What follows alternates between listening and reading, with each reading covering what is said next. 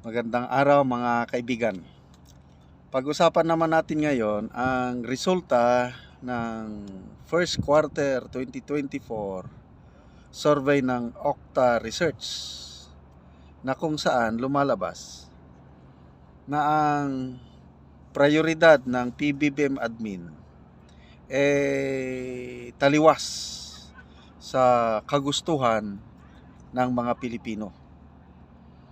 Sa survey ito, yung urgent priority concern ng mga Pilipino halos yan ang last priority ng administrasyon. Okay, so tinanong yung pressing concerns ng mga Pilipino. Tinanong yung defending the integrity of Philippine territory against foreigners. Yan na, yung West Philippine Sea na yan ang pinagkakaabalahan ngayon ng Pangulong Marcos. Kaya ilang beses na siyang nagbiyahe sa US para yun, magpatulong sa US sa depensa ng Pilipinas versus China. So, ito ba ang concern ng mga Pilipinos? Okay. Napag-alaman sa survey, only 4% sa mga respondents ang nagsabi, yan nga ang kanilang urgent concern. 4%. Grabe. Isa pa, yung charter chains na yun ang prioridad ng administrasyong ito sa pamamagitan ngayon ng House of Representatives.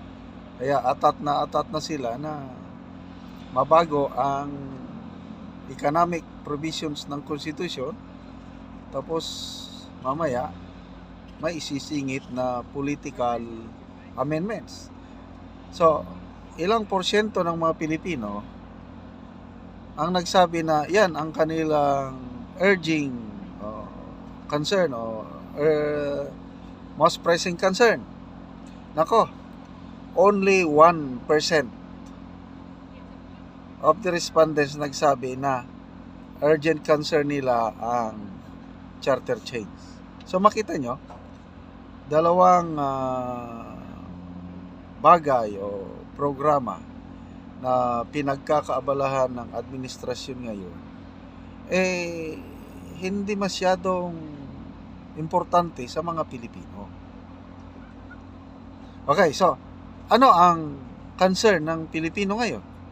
Sa mga, March 10 to 14, March 11 to 14, itong survey na ito ng Okta Research Group, 1,200 respondents. So, ang lumalabas na concern ng mga Pinoy, 66%. Controlling the increase in prices of basic goods and services. So, inflation. Yun ang pinagkakaabalahan ng mga Pilipino kasi yung mga super yaman siguro, baliwala sa kanila ang pagtaas ng presyo.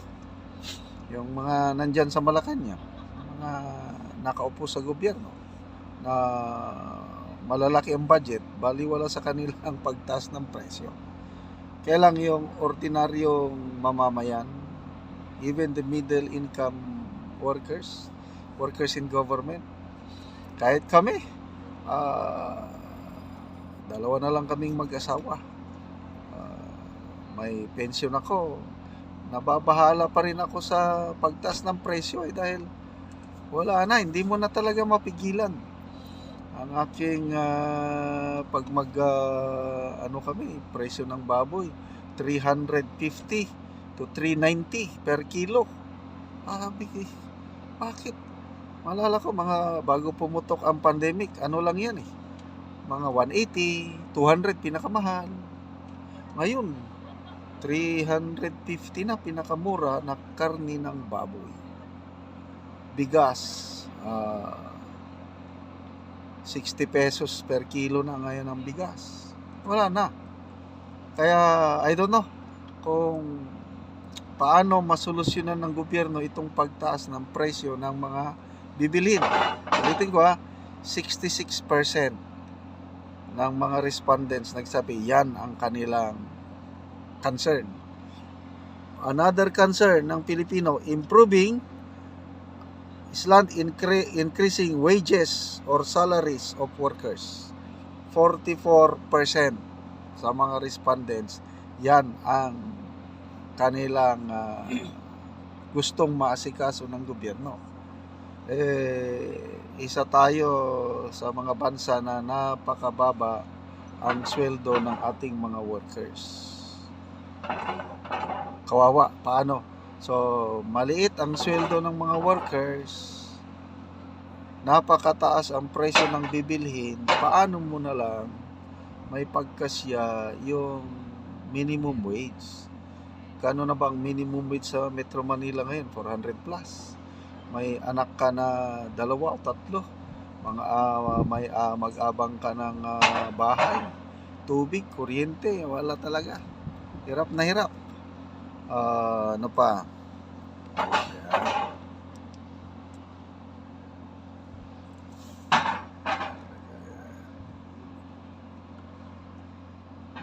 Number 3, concern, access to affordable food like rice, vegetables, and meat. So ito yung access, yung supply. Kung minsan nagkukulang ang bigas, kaya tumataas ang presyo. Minsan nagkukulang ang supply ng gulay, kaya once na nagkulang ang supply ng gulay, yun, pataas ang presyo. So, gusto ng mamamayan yung nandyan yung supply. So, they can access. Pang-apat, creating more jobs. 33% ang nagsabi na yan ang kanilang concern. So, pangako ng kandidatong BBM nung kampanyahan ng eleksyon, bago eleksyon. Magkaroon tayo ng maraming trabaho. Kaya tuwan-tuwa ang mga OFWs.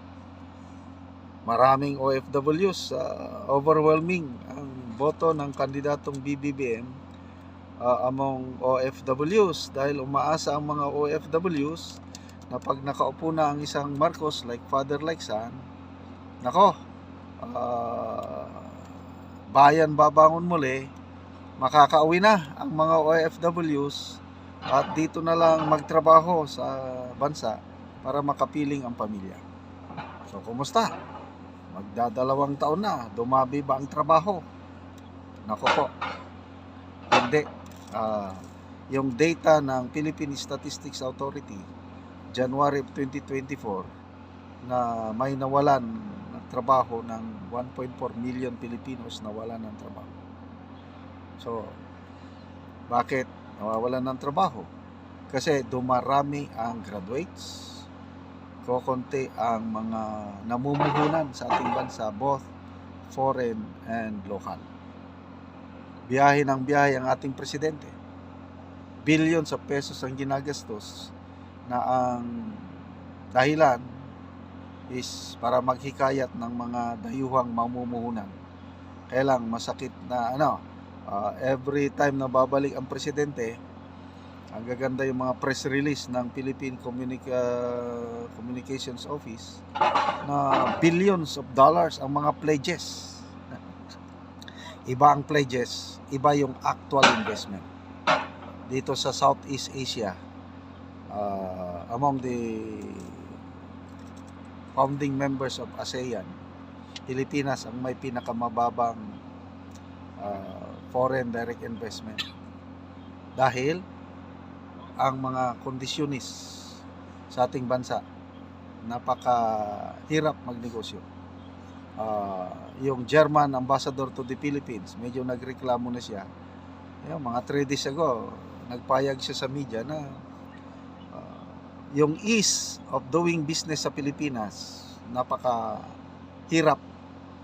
Ang daming red tape. Kaya sabi ng German ambassador, yung German companies wants red carpet, not red tape. Anong red carpet? Yung i-welcome mo. Yung tuwan-tuwa ka, yung talagang gagawin mo ang lahat para mahikayat, welcome na welcome, hindi na mahirapan ang mga negosyante. Yun, red carpet.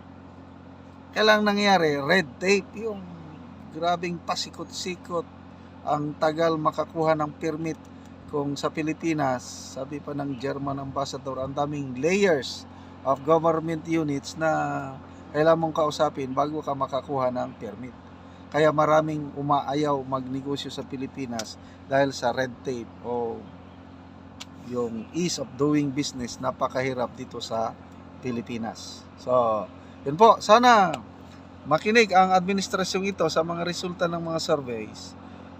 Itigil na nila yung charter change, people's initiative, ang unahin yung inflation, control ang pagtaas ng presyo, pag-create ng trabaho,